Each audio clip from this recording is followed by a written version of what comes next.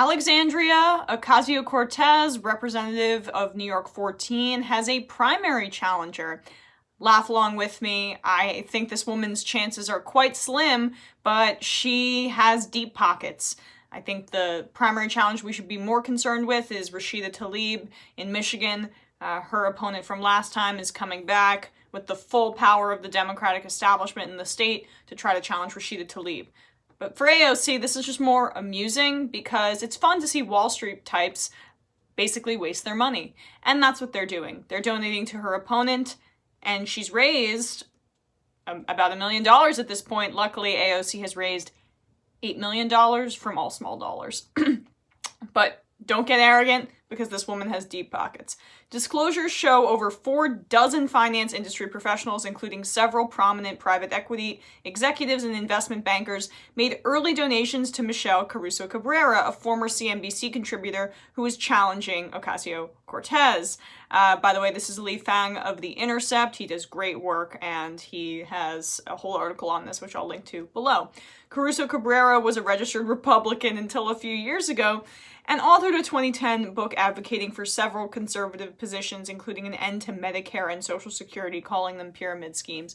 She wants to end Medicare and Social Security, and she's running in a true blue district against perhaps the most visible congressperson in the entire country, the most, the torchbearer for the progressive movement. The donors include Glenn Hutchins, the billionaire co-founder of Silver Lake Partners, James Passon of Firebird Capital, Bruce Schnitzer of Wand Partners, Jeffrey Rosen of Lazard, Bradley Seaman, managing partner of blah, blah, blah. And so lots of just equity firms, private equity, hedge funds, chief executives of Goldman Sachs, PNC Bank, and Virtue Financial are also among the Caruso-Cabrera donors. And the fact that she's was a CNBC anchor, too. I mean, it just doesn't get more stereotypical than this. Oh, God. AOC's gonna eat her alive.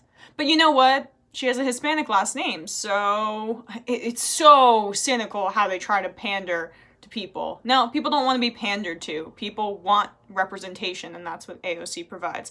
The Caruso-Cabrera campaign announced last week that it had collected nearly $1 million in fundraising over the first quarter.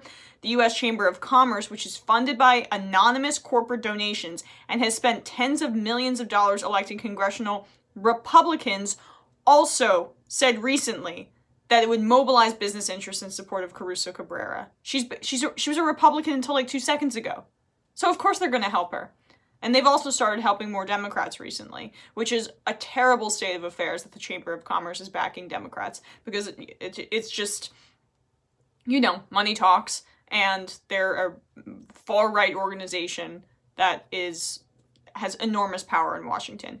Kenneth Langone, a billionaire investor and major donor to GOP causes, donated the legal maximum to Caruso-Cabrera. Steve Holtzman, the head of the hedge fund Vantis Capital and a previous donor to Mitt Romney's presidential campaign, donated to Caruso-Cabrera. Lobbyist Ron Christie, former aide to Dick Cheney, also gave to her.